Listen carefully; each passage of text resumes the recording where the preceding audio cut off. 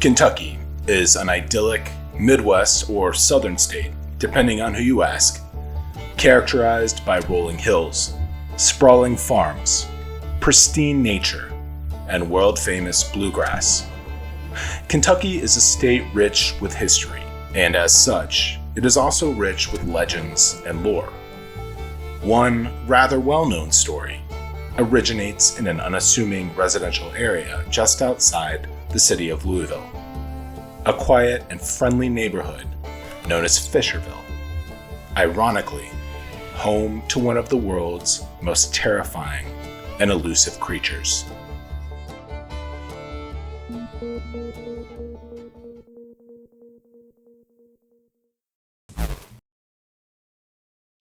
Well before Fisherville became a predominantly residential area, it was an industrial hub, a center for numerous businesses specializing in rail transport and the construction of railroads.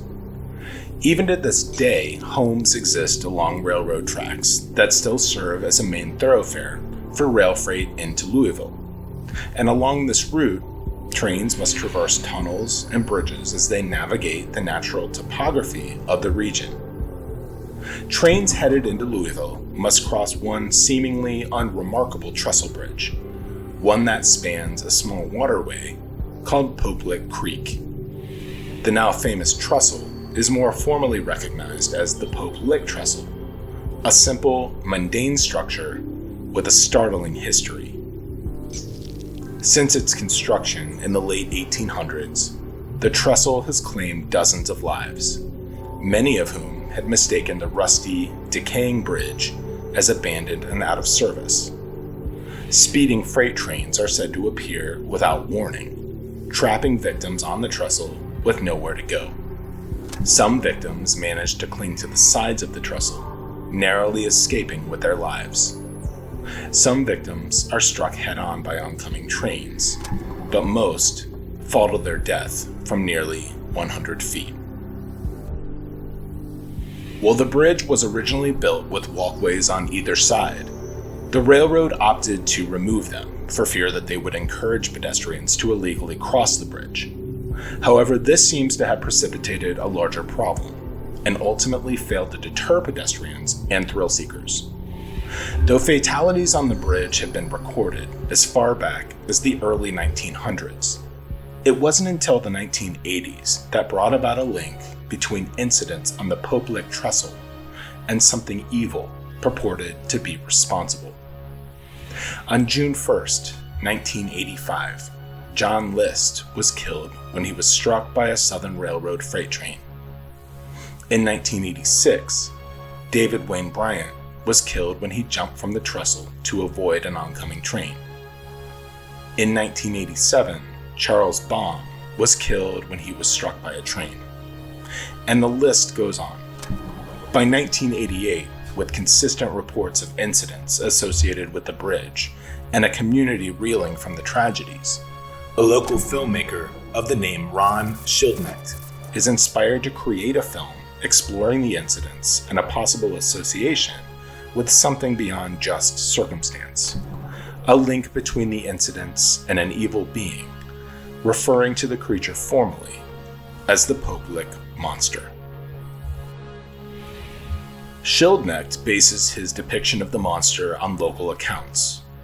According to these accounts, the entity in question is a large humanoid, at least 7 feet tall. It has a human-like torso, bent, crooked legs, and a goat's head. Its eyes are glowing red, almost as if on fire.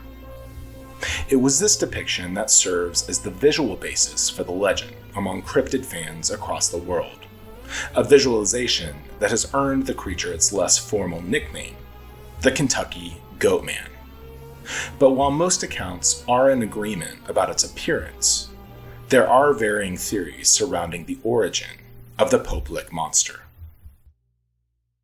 Popular legend tells the story of a local farmer who had fallen on hard times.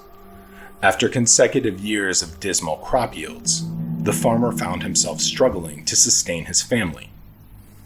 Unable to feed his cows and pigs, they soon died of starvation. All that were left his 3 beloved goats. Desperate, the farmer summoned the devil to ask for help. He asked the devil to grant him the fortune of a fruitful harvest. In return, the farmer would sacrifice his 3 goats. The devil agrees. The devil instructs the farmer to build a sacrificial altar on the banks of a small stream. That evening, the farmer leads the 3 goats to the altar under a full moon. One by one, the farmer, wielding a newly sharpened axe, decapitates all 3 goats. Fresh blood runs over the surface as the moonlight shines down. The farmer is suddenly overcome with such profound guilt. He turns the axe upward and thrusts the blade into his throat, collapsing over the altar. As the streams of blood converged on the altar, a monstrous creature materialized, something of pure evil, a half-man, half-goat, banished to walk the earth forever by the devil himself. That creature is said to dwell beneath the tracks along the banks of Pope Lick Creek. The Pope Lick monster is said to wait in the darkness for passerby to wander near. It calls out to its victims, mimicking a human voice, often that of a child, entrancing them and luring them onto the Pope Lick trestle, only to meet a violent death. But this is just one version among many of the story behind the creature's origin. Another popular story is that the monster escaped from a circus sideshow where it was horribly abused and started killing innocents as its revenge. And yet another is that a train derailed on the trestle while it was transporting this mysterious creature to an unknown location, thus allowing the creature to free itself from captivity. In terms of the creature's attack profile, some say that the creature does not hypnotize its victims, but instead aggressively attacks and throws them from the tracks. Others say that the monster does indeed mimic a human voice, drawing the victim's attention, but instead of luring them onto the railroad tracks, instead simply mutilates them with a giant, bloody axe. Whatever the case, the story of a half-man, half-goat is actually nothing new in the world of legends and lore. The legendary Goatman of Prince George's County, Maryland, is said to be responsible for the deaths of numerous local dogs. In addition, the creature is said to aggressively attack cars, wielding an axe. A large, half-man, half-goat creature said to reside in Texas has come to be known as the Lake Worth Monster. And there are even more similar creatures said to dwell in various locations across the US and beyond. But none of the stories are quite as jarring as that of the Pope Lick monster. If anything, the significant number of deaths and true documented incidents surrounding the Pope Lick trestle have fueled the legend and curiosity surrounding this creature thought to be possibly responsible. Even today, the Pope Lick Trestle Bridge attracts copious amounts of legend trippers in search of the Pope Lick monster. For them, the risk is outweighed by the potential reward, with aspirations of being among the first to fully document the creature. In fact, many of the more recent deaths at the site can be directly attributed to enthusiasts seeking out the monster. In 2016, 26-year-old Raquel BAIN was killed on the tracks while searching for the monster. Her boyfriend, who was with her, managed to survive by barely clinging to the side of the trestle. And in 2019, 15-year-old Savannah Bright was killed while walking along the tracks in search of the legendary creature. But since the inception of the Pope Lick monster legend, which first emerged in the 1980s, no definitive evidence of the creature has ever been brought forward. Unlike other cryptids, few have claimed to have even seen it, which begs the question, was the Pope Lick monster ever real? Or was this all a collective illusion born out of an elaborate story? Were the deaths around the tracks caused by circumstance, or by a murderous monster? Whatever the answer, one fact is indisputable. The Popelic monster, with its horrific story, is among the deadliest of cryptids the world over.